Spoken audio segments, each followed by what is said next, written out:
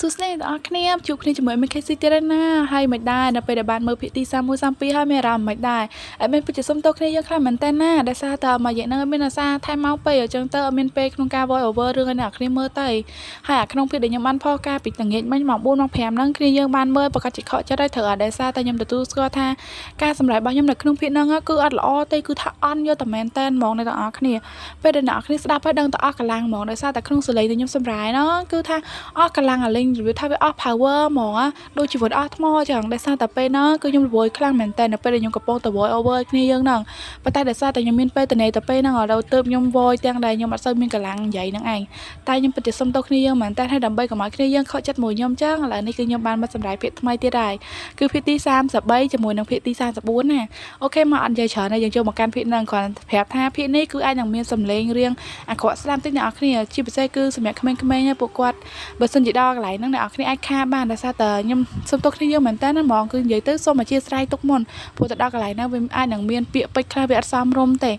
អូខេមកអត់និយាយច្រើនទៀតទេយើងចូលមកកាន់សាច់រឿងយើងជាបន្តទៀតតពីភាគមុនគ្នាយើងបានដឹងហើយថាកូនរាជបានចាប់បខំកូនស្រីរបស់យើងមិនថាទៅប៉ុណ្ណឹងទេគឺបានចាប់ថាបកូនស្រីរបស់យើងទៀតរហូតដល់ពេលហ្នឹងកូនស្រីរបស់យើងព្យាយាមរើខ្លាំងមែនតើហ្មងរបៀបថារើយកងាប់យករួមហ្មងប៉ុន្តែកូនប្រុសនៅតែអត់ប្រឡែងទេរហូតដល់ពេលហ្នឹងគឺគាត់ដឹងថាកូនស្រីគាត់ប្របាក់ដកតាហើមទើបគាត់ព្រមដកមាត់របស់គាត់ចេញមកវិញនៅពេលដែលដកមាត់ហ្នឹងគឺគាត់បានឃើញថាកូនស្រីរបស់យើងហ្នឹងគឺធ្វើមុខដូចចង់យំហ្មងហើយពេលហ្នឹងកូនប្រុសរបស់យើងក៏បានស្រែកសួរកូនស្រីរបស់យើងរឿងតិចៗដែរអ្នកនរគ្នាក៏អត់ហ៊ានសន្លត់កូនស្រីយើងខ្លាំងទេខ្លាចកូនស្រីរបស់យើងលួសព្រលឹងអីចឹងណា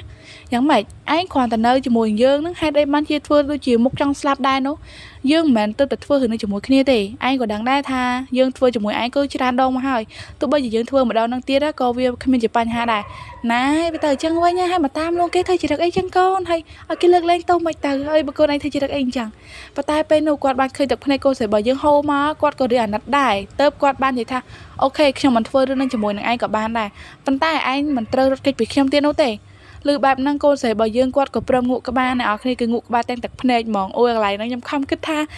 ពីហ្នឹងបានអីគ្នាអញ្ចឹងណារបៀបថានេះនោះគ្នាអញ្ចឹងសម្បីតែអ្នកមើលហ្នឹងក៏កំពុងតែចាំមើលដែរប៉ុន្តែចុងក្រោយពីអ្នកហ្នឹងគឺគ្មានអីទាំងអស់ចាគឺឈប់គិតទៅពីអ្នកហ្នឹងគ្មានបានអីគ្នាមកបៀកទេអូខេឥឡូវកាត់ស៊ីនពីអ្នកត្រឹមហ្នឹងហើយយើងចូលមកកាន់ស៊ីនថ្មីម្ដងគឺថាសូមកលេចមកមើល best friend កូនស្រីរបស់យើងណែវិញណាកូនឌីវីតបានរៀបចំខ្លួនឡើងសង្ហាខ្លះមែនតែប៉ុន្តែខ្ញុំមើលមកអត់ចេញសង្ហាទេគឺឃើញតែខ្ជូតហ្មងគឺនិយាយទៅអនាគតប្រពន្ធគេតែមិនក៏មិនចេញជាសង្ហាដែរគឺដឹងតែខ្ជូតយកតែហ្មងណាដោយគាត់តែងខ្លួនបែបហ្នឹងគឺគាត់បានចុះកិច្ចកងត្រាជាមួយនឹងក្រុមហ៊ុនមួយដែលមានឈ្មោះថា Tensi Group អ្នកទាំងអស់គ្នាគាត់តែស្ដាប់ឈ្មោះក្រុមហ៊ុនហ្នឹងដឹងបាត់ហើយមានអារម្មណ៍ថាដឹងចំហាយថាម្នាក់ហ្នឹងគឺជាណាគេត្រូវអត់ប៉ុន្តែអ្នកដែលទៅចុះកិច្ចកងត្រានេះគឺគ្មានដឹងទេថាម្នាក់ហ្នឹងគឺជាណាគេនោះដល់ពេលហ្នឹងនៅពេលដែលគាត់រៀបចំខ្លួនរួចហើយគាត់ក៏បានទៅកន្លែងដែលគាត់ត្រូវណាត់ជួបនៅក្នុងកម្មវិធីមួយហ្នឹងគឺកម្មវិធីគឺរឿងធំដែរគ្នាយើងពេលទៅដល់របៀបថាគាត់ចាំរឿងយូរចាំពីកន្លះម៉ោងទៅរហូតដល់1ម៉ោងអត់ទាន់ឃើញមកទៀតពេលហ្នឹងគាត់ធ្វើឲ្យកូនឌីវីតហ្នឹងគឺគាត់មានចការមួម៉ៅខ្លាំងហ្មងគាត់ក៏បានលូងើតែម្នាក់ឯងដូចឃ្មុំអញ្ចឹងអើយមិនដឹងជាកិច្ចកងត្រាស្អីទេមិនដឹងជាអស់ចាមនុស្សមកពីណាទេឲ្យមកឈរចាំពី1ម៉ោងទៅ1ម៉ោងអត់មានព្រមមកទេបើថាមិនមកទេក៏គួរណាស់តែប្រាប់គ្នាមួយម៉ាត់ដែរនេះឲ្យខ្ញុំមកឈររងចាំបែបនេះបើសិនជាទុកពេលឲ្យត្រឹមតែ15នាទីទៀតមិនព្រមបង្ហាញមុខទេខ្ញុំនឹងត្រឡប់ទៅវិញហើយកិច្ចកងត្រាស្អីហ្នឹងមិនបាច់ចាំចុះមិនបាច់ចាំស្អីនោះទេគ្រាន់តែនិយាយចាប់ប៉ុណ្ណឹងក៏មានមនុស្សម្នាក់ដើរមកដែលបាននិយាយជាប្រហែលសំនៀងតិចមកថាអូដល់ថ្នាក់ហ្នឹងផងមិនក៏បញ្ញាប់ម៉ែគ្រាន់តែឲ្យចាំបន្តិចបន្តួចសោះរអ៊ូដែរមិនគួរណាមានចរិតបែបនេះសោះលោកអគ្គនាយក David ដល់ពេលដែលលឺអញ្ចឹងភ្លាមកូន David នេះក៏បានងាកទៅឡើងចង់គ្រិចកោហើយប៉ុន្តែងាកមកគឺថាឡើង surprise ខ្លាំងមែនតើដោយសារតែអ្នកនិយាយហ្នឹងគឺជា content របស់យើងនឹងឯងអើយហើយឡើង surprise សូម្បីតែខ្ញុំនេះអ្នកសម្រាប់ក៏រឿង surprise ដែរពេលហ្នឹងកូន David ក៏បានសួរទៅកាន់ content ហ្នឹងទាំងសម្លេងរៀងរៀបស្មើបន្តិចដែរទៅដែលសួរថាមិនក៏ជាលោកហើយលោកមកទីនេះមានការអីនៅពេលដែលឮថាកូនDavid នេះគាត់សួរអញ្ចឹង content ក៏បានឆ្លើយទៅវិញទៅដោយសួរទៅវិញណាទាំងមិនសូវជាពេញចិត្តទេដោយសារតែពេលហ្នឹងគឺគាត់រៀងហួសចិត្តជាមួយនឹងកូន David ដែរដែលអត់ដឹងថាគាត់គឺជាណាគេអញ្ចឹងណាពេលហ្នឹងគាត់ក៏បានណែនាំទៅគាត់និយាយរបៀបថាជាផ្លូវការហ្មងណាខ្ញុំសូមណែនាំម្ដងទៀតណាខ្ញុំមានឈ្មោះថា Tensi របៀបថាឈ្មោះពេញបាទប៉ែហ្នឹងគឺមានឈ្មោះថា Tensi ប៉ុន្តែគេហៅគាត់តែកាត់ឈ្មោះថា Pro Ten ទេអ្នកទាំងអស់គ្នាហើយអ្នកដែលចិត្តស្និទ្ធបានស្គាល់ប៉ុន្តែអ្នកនៅក្នុងក្រុមហ៊ុនវាច្រើនគេហៅគាត់ថាកយុ Tensi អញ្ចឹង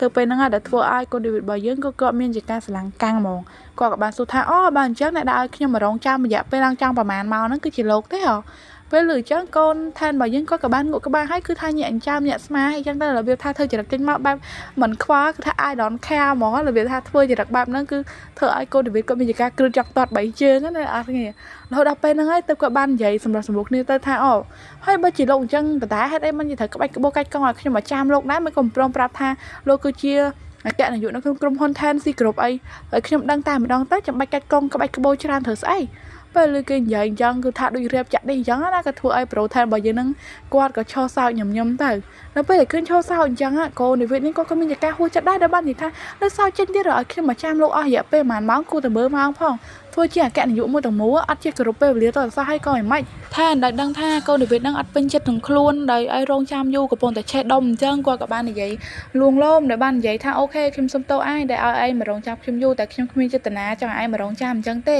គឺខ្ញុំមានបញ្ហាតិចតួចនៅតាមផ្លូវហ្នឹងណាហើយចាស់ហើយក្នុងថ្ងៃនេះយើងទូអារឿងឆ្លោះគ្នានឹងម្លាយទៅថ្ងៃនេះគឺយើងមកធ្វើការមិនបានមកឆ្លោះគ្នានោះទេដោយលឺកូនថានិយាយដូចជាមានហេតុមានផលអញ្ចឹងកូននិវិតរបស់យើងក៏រៀនចិត្តតិចទៅដែលបាននិយាយថាអូខេទូអារឿងឆ្លោះគ្នានឹងម្លាយក៏បានហើយឥឡូវយើងត្រូវចុះកិច្ចកងត្រាជាមួយគ្នាហើយតើលោកត្រូវចុះកិច្ចកងត្រាជាមួយខ្ញុំរយៈពេលប្រហែលត្រូវការពេលយូរឬមួយក៏ពេលខ្លីដល់ពេលដែលឮគេសួរហើយកូនថែនក៏បានឆ្លើយតបថាគឺរយៈពេល1ឆ្នាំបន្ទាប់មកពួកគេទាំងពីរអ្នកហ្នឹងក៏បានចុះកិច្ចកងត្រាមួយគ្នានិយាយទៅគឺថាភាគហ្នឹងពីរអ្នកហ្នឹងអាចបានជួបគ្នាទេអ្នកនរគ្នាគឺគេនិយាយសម្រុះសម្រួលគ្នានិយាយថាត្រូវដល់ត្រូវផ្លែគ្នាខ្លាំងហ្មងធ្លាប់តែឃើញពីរអ្នកឆ្លោះគ្នាខ្លាំងញ៉ាត់ញ៉ៃដល់ពេលដែលគេមានកិច្ចកងត្រាមួយគ្នាគឺគេនិយាយត្រូវគ្នាហ្មងណាអើយហេតុតែរឿងការងារកូនស្រីរបស់យើងនេះគឺមានជាការចាទុកអាកំណុំតខ្លួននឹងចោលម្លាយសិនទៅគឺកវែងទៅកលិតអញ្ចាំងបាត់ហើយគឺគេធ្វើជាមនុស្សម្នាក់ដែលមានទំនួលខុសត្រូវក្នុងរឿងការងារអត់យករឿងផ្ទាល់ខ្លួនជាមួយនឹងរឿងការងារលោកឡំគ្នាអញ្ចឹងណាអូយស្រឡាញ់ចរិតរបស់កូននិវិតរបស់យើងត្រង់ហ្នឹងហ្មងណាបន្ទាប់ពីពួកគេបាននិយាយត្រូវផ្លែគ្នាហើយពេលហ្នឹងក៏មានអ្នកបម្រើគេលើកស្រាមកអ្នកនរគ្នាសិតតែ brand ឌីអូយស្រាគេឡើងថ្លៃហ្មងណាហើយពេលហ្នឹងគឺថាកូននិវិតនេះអត់ចេះផឹកទេប៉ុន្តែគឺមានជាការកយ៉យហ្មងរបៀបថាចង់ធ្វើឲ្យគេដឹងថាខ្លួនឯងខ្លាំងអីចឹងណាអត់ចេះផឹកទេប៉ុន្តែព្យាយាមធ្វើឲ្យគេមើលមកតែខ្លួនឯងខ្លាំងហើយចំកូនថៃនេះគឺជាគ្រឿងខ្លាំងកម្ពុជាខាងផឹកហើយអាប៉ែហ្នឹងផឹកអត់ស្លាប់ទេប៉ុន្តែបើងាកមកមើលកូននិវិតគ្រាន់តែផឹកបានមួយកែវចាមានជាការតុនកកងែហ្មងនិយាយថាខ្លួនឯងខ្សោយអាខាងផឹកហ្នឹងឯងប៉ុន្តែធ្វើឯងខ្លាំងចឹងក្រោយមានណាកូននិវិតរបស់យើងហ្នឹងគឺថានាំមកបន្ទប់គាត់បានសម្រាប់ដែលសតគាត់អត់ស្គាល់ផ្ទះរបស់កូននិវិតនោះទេបន្ទាប់ពីកូនថែនាំកូននិវិតបើយើងហ្នឹងមកដល់បន្ទប់គាត់ហើយពេលហ្នឹងគាត់ក៏បាននិយាយល្អងងើតិចតិចហ្នឹងណាទាំងដែលគាត់កំពុងតែគ្រាកូននិវិតរបស់យើងហ្នឹងឲ្យទៅគេនៅក្នុងបន្ទប់របស់គាត់ហើយចង់ប្រាប់ថាពេលហ្នឹងគឺថាកូននិវិតរបស់យើងគឺល្អងងើតាមផ្លូវដូចឃ្មុំអញ្ចឹងព្រោះតែគាត់ស្វឹងគ្នាយើងនិយាយទៅមនុស្សស្វឹងពេលដែលស្វឹងគឺថានិយាយច្រើនខ្លាំងហ្មងដូចជាកូននិវិតដូចយើងជាដើមពេលអត់ស្វឹងមនុស្សហ្នឹងដូច introvert អត់សូវនិយាយស្ដីទេប៉ុន្តែពេលស្វឹងបាច់និយាយចាគឺជាមនុស្ស introvert ទៀតនិយាយត្រង់ហ្មងពេលហ្នឹងក៏ធ្វើឲ្យកូនថែមានជាការឡើងកពលមុខខ្លាំងហ្មងដោយសារកូននិវិតហ្នឹងនិយាយច្រើនពេកចុះហើយនិយាយថាគាត់អត់ស្មានថាកូននិវិតរបស់យើងពេលស្វឹងទៅខ្លាចជាមនុស្សអីនិយាយច្រើនដូចកូនក្មេងអញ្ចឹងសោះតែគាត់កំពុងតែនិយាយថាឲ្យកូននិវិតរបស់យើងនឹងថាបើដឹងថាខ្លួនឯងមិនចេះផឹកហើយខំប្រឹងខាងផឹកហ្នឹងលើកក្រោយបើដឹងថាខ្លួនឯងមិនចេះផឹកគួរណាតែទប់ខ្លួនឯងទៅថាមិនបាច់ផឹកក៏បានដែរព្រោះតែដឹងថាពេលផឹកហើយវាអំពើទុកដល់អ្នកណាគាត់និយាយហ្នឹងគឺគាត់ចង់បន្ទោសទៅកាន់កូននិវិតថាអត់ចេះផឹកផងខំប្រឹងផឹកចុងក្រោយអំពើទុកតែគាត់អីចឹងណាប៉ុន្តែគាត់គិតម្យ៉ាងទៀតដែរថាយ៉ាងហោចណាស់ក៏ល្អដែរព្រោះតែគាត់បាននៅចិត្តជាមួយនឹងកូននិវិតរបស់យើងអីចឹងណានិយាយទៅមនុស្សដែលក្រាស់គេម្នាក់ឯងគួរយកអារម្មណ៍ហ្នឹងហើយខ្ញុំជឿថាអ្នកមើលហ្នឹងច្បាស់ជាធ្លាប់បានក្រាស់ណាគេម្នាក់តែហ៊ានសារភាពហ្មងគឺអត់ខុសគ្នាជាមួយនឹងប្រូថែនរបស់យើងទេប៉ុន្តែពេលដែលគាត់កំពុងតែដើរបដាគិតបដាហ្នឹងស្រាប់តែកូននិវិតរបស់យើងចាមានជាការផ្ញើកាដូមួយជូនទៅកាន់កូនថែនទាំងយប់ហ្នឹងហ្មងគឺចាក្អួតដាក់ឡើងពេញអាវហ្មងណាពេលហ្នឹងឲ្យធ្វើឲ្យទឹកមុខរបស់ប្រូថែនរបស់យើងមានជាការឆ្អើមឆ្អើជាមួយនឹងក្អួតហ្នឹងខ្លាំងហ្មងគាត់មានជាការខំមកសកាត់ចិត្តណានិយាយទៅហេតុតែស្រឡាញ់គេចឹងមានតែទ្រាំនឹងឯងធ្វើម៉េចទេយើងអ្នករើសស្រឡាញ់គេខ្លួនឯងកូនអើយទ្រាំទៅហើយបន្ទាប់ពីគាត់បានទៅលេងជំរះអាកំអួតរបស់កូននិវិតយើងហើយណាគាត់ក៏បានដើរមកកន្លែងក្រែដេកវិញគាត់បាននៅឈរមើលទៅកាន់កូននិវិតកំពុងតែគេងលក់ឡើងស្កប់ស្កល់ហ្មងរបៀបថាបករឿងធ្វើឲ្យគេហ្នឹងគឺត្រូវទៅលាងសម្អាតខ្លួនទាំងយប់ហើយត្រូវគូកក្អៅទាំងយប់ហើយហ្នឹងគឺថាដេកស្កប់ស្កល់សាហាវព្រៃផ្សៃបដ ாய் ធ្វើឲ្យកូនថែនរបស់យើងហ្នឹងមានជាការឈរសម្លាក់ឲ្យគ្រឹះខ្លាំងហ្មងណាគាត់ក៏បានដើរចូលទៅហើយគាត់ក៏បានទៅគេងជាមួយនឹងកូននិវិតដែរប៉ុន្តែដឹងថាសាច់រឿងបន្តទៀតមិនទៅជាងណាទេអ្នកនរគ្នាឥឡូវសាច់រឿងបន្តក៏គេបានកាត់មកខាងវិញម្ដងវិនក៏ទៅងើបពីដេកទេដោយសារតែការប្រយុទ្ធហ្នឹងគឺគាត់បានធ្វើអីជាមួយនឹងក្មេងប្រុសម្នាក់ហើយក្មេងប្រុសម្នាក់ហ្នឹងខ្ញុំប្រហាប់ឲ្យអ្នកគ្នាដឹងទៅដោយគាត់ហ្នឹងគឺជាគ្រូពេទ្យម្នាក់ដែលធ្លាប់បានជួយជីវិតរបស់កូនសាក់របស់យើងកាលពីប្រមាណភាគ4នៅពេលដែលគាត់បានរត់គេច ពីកូនរាជរបស់យើងអ្នកអរគ្នាចាំបានអត់ហ្នឹងហើយគ្រូពេទ្យហ្នឹងគឺមានគ្នាយើងខ្លះគាត់បានគាត់តែឃើញរូបគាត់ដឹងថាក្មេងប្រុសដែលជាគ្រូពេទ្យហ្នឹងដឹងតែសង្ហាហ្មងប៉ុន្តែខ្ញុំសរសើរអ្នកមើលហ្មងមើលដឹងថាគ្រូពេទ្យហ្នឹងសង្ហាប៉ុន្តែចុងក្រោយអនាគតប្រពន្ធគេទ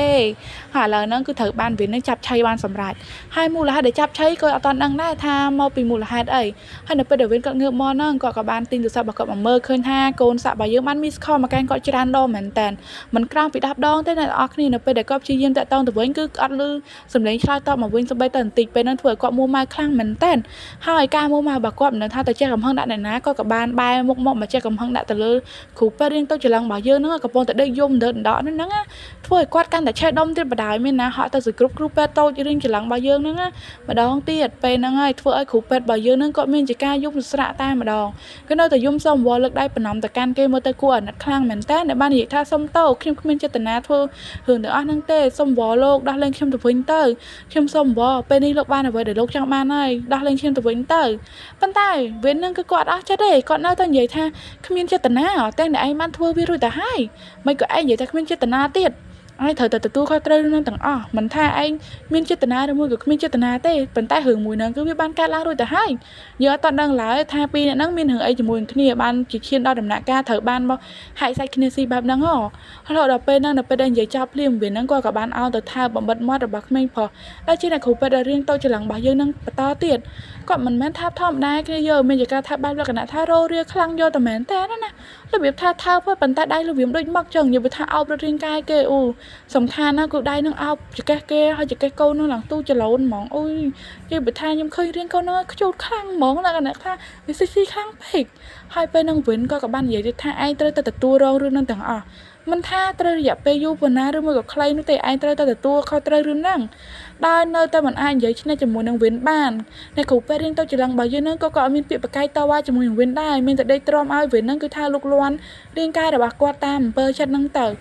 ៅវិនដែលបានឱកាសល្អនៅពេលដែលឃើញថាគេអត់ប្រកែកជាមួយគាត់ចឹងក៏ធ្វើឲ្យគាត់នឹងគឺថាកាន់តែល្វីមជាងមុនទៀតបដ ாய் គឺថាមាត់របស់គាត់នឹងអត់តនេទេគឺអត់ទៅបើជូមាត់របស់ក្មេងប្រុសម្នាក់ដែលជាអ្នកគ្រូពេទ្យខ្ជូតរបស់យើងនឹងហើយគឺគាត់បានអូសពីមាត់រហូតដល់កហើយដៃគាត់ល្វីមមកនៅអស់គ្នាស្មៃរូបភាពខ្លួនឯងទៅពេលហ្នឹងគឺរបៀបថារោរាខ្លាំងយកតែមែនតែនហើយឲ្យខ្ញុំសម្រាយនេះគឺមានជាការអៀនមែនតែនអត់គួរណាត្រូវនិយាយពីអស់ហ្នឹងហើយប៉ុន្តែធ្វើមិនសេះរឿងគេត្រូវសម្រាយបែបហ្នឹងក៏មានតាមហ្នឹងទៅហើយណាមួយគ្នាយើងគាត់ចង់ខ្ញុំសម្រាយឈុតចឹងឲ្យច្រើនផងចាមានតែការកាត់ចិត្តកាត់ភាពអៀនខ្មាស់ត្រូវតែសម្រាប់គ្នាយើងបានស្ដាប់ឥឡូវចូលមកកាន់សេះរឿងបន្តពេលហ្នឹងវិនគាត់ព្យាយាមនិយាយខ្លាំងមែនតើដោយបាននិយាយថាឯងមិនក៏ចាំបាច់ធ្វើខ្លួនរឹងឯងធ្វើខ្លួនធម្មតាបន្តិចទៅបើសិនជាឯងនៅតែធ្វើខ្លួនបែបនេះទៀតខ្ញុំនឹងចាត់ការឯងធ្ងន់ដៃតែម្ដងដល់ពេលដែលលឺគេគម្រាមបែបហ្នឹងហើយអ្នកគ្រូពេទ្យរៀនទៅច្រឡឹងរបស់យើងនេះគឺមានជាការដកដង្ហើមធូរទ្រង់ឲ្យធូរទ្រង់របៀបថាព្យាយាមធ្វើមកកុំឲ្យខ្លួនឯងមានកាយវិការរឹងហើយដូចថាឃើញថាតឹងចិត្តពេកឲ្យវិញហ្នឹងក៏មានជាការ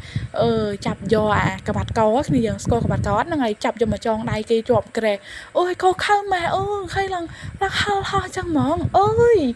ណៃមានជាការឈុតនឹងចាំខ្លាំងជាទោះឯងទៀតឃើញមិនចឹងហើយពេលនឹងផុតដែរអ្នកគ្រូពេទ្យរៀងទៅច្រឡឹងរបស់យើងបានតែនិយាយថាកុំធ្វើអញ្ចឹងដាក់ខ្ញុំអីខ្ញុំសុំវល់ធ្វើធម្មតាបានហើយកុំធ្វើបែបហ្នឹងឯងបើធ្វើបែបហ្នឹងលោកគួរណាតែយកកបិតមកចាក់ខ្ញុំសម្រាប់ចាតែម្ដងទៅអ្នកអរគ្នាខ្ញុំនិយាយមកណាខ្ញុំសម្រាប់ដល់ភាគនេះគឺខ្ញុំលមួពោះខ្លាំងហ្មងវាហឹលខ្លាំងណាគណៈថាហឹលខ្លាំងជាងទូឯងទៀតអ្នកអរគ្នាគូទូឯងបើយើងរៀងលំឯងវាអត់តមានអាភាគដែលខ្លាំងប៉ុន្តែគូនេះវិញនិយាយថាហឹលហោះប្រហើយហើយពេលហ្នឹងធ្វើឲ្យវិញគាត់បានញោចចំមាត់បន្តិចតែបាននិយាយថាទោះបីជាឯងព្យាយាមវល់យើងឲ្យដល់ងាប់ទៀតក៏យើងមិនព្រមតាមសម្ដីរបស់ឯងដែរហើយហេតុអីដែលយើងត្រូវធ្វើតាមសម្ដីរបស់ឯងនោះសម្ដីរបស់ឯងហ្នឹងវាមានឥទ្ធិពលសម្រាប់យើងដែរដោយពេលហ្នឹងធ្វើឲ្យអ្នកគ្រូពេទ្យរៀងទៅច្រឡឹងរបស់យើងអស់សង្ឃឹមមកលេងណាទាំងអស់គ្នាតែបើថាលើគេនិយាយប៉ុណ្្នឹងហើយមានអីត្រូវវល់គេទៀតមានតែបដៅខ្លួនបដៅកាយគេធ្វើតាមអំពើចិត្តនឹងឯងរហូតដល់ពេលហ្នឹងធ្វើឲ្យដល់ឈានដល់ឈុតពិសេសណាអស់គ្នាពេលដែរប្រូវិនហ្នឹងក៏បានយកដំបងយករបស់គាត់ហ្នឹងដាក់ចូលទៅអាតំបន់ពិសេសរបស់អ្នកគ្រូពេទ្យរៀងទៅច្រឡឹងរបស់យើងពេលហ្នឹងធ្វើឲ្យអ្នកគ្រូពេទ្យទៅច្រឡឹងរបស់យើងគឺថាស្រក់ទឹកភ្នែកមកម៉ាត់ដូចទឹកបាក់ទំនប់ហ្មងព្រោះតែវាឈឺចាប់ខ្លាំងពេកពេលហ្នឹងគាត់ខំមាត់របស់ខ្លួនឯងឡើងចាញ់ឈាមហើយអ្នកអស់គ្នាប៉ុន្តែវិនក៏បាននិយាយទៅថាឯងដល់ដង្ហើមមួយទៅវានឹងមិនងាប់នោះទេណានិយាយថាធ្វើបាបផ្លូវចិត្តផ្លូវកាយគេហើយឲ្យគេដល់ដង្ហើមមួយអូមានតែការខូខើខាំខាំហ្មងពេលនេះ អូអ្នកនរគ្នាពាក្យនេះគឺខ្ញុំសម្រេចលេងទៅមុខហើយខ្ញុំអៀនខ្លាំងមែនតើអ្នកទាំងអស់គ្នាហើយនិយាយមកខ្ញុំសម្រេចអត់មានភាកណាដែលសម្រេចក្តៅខ្លួនដូចភាកនេះណាភាកនេះវាខ្លាំងពេកហើយមិនគូទូអាយទេអ្នកនរគ្នាប៉ុន្តែហឹលខ្លាំងយកតែមែនតើអូខ្ញុំឡើងចង់ថាប់ខ្ចាល់អូខេអ្នកនរគ្នាភាកនេះគឺថាសូមបញ្ចប់ត្រឹមហ្នឹងហើយបើចង់ដឹងថាភាកក្រោយនឹងមានឈុតអីដៃគូអីរំជើបទៀតហើយមានអាចារ្យតាមដានអ្នកនរគ្នាណា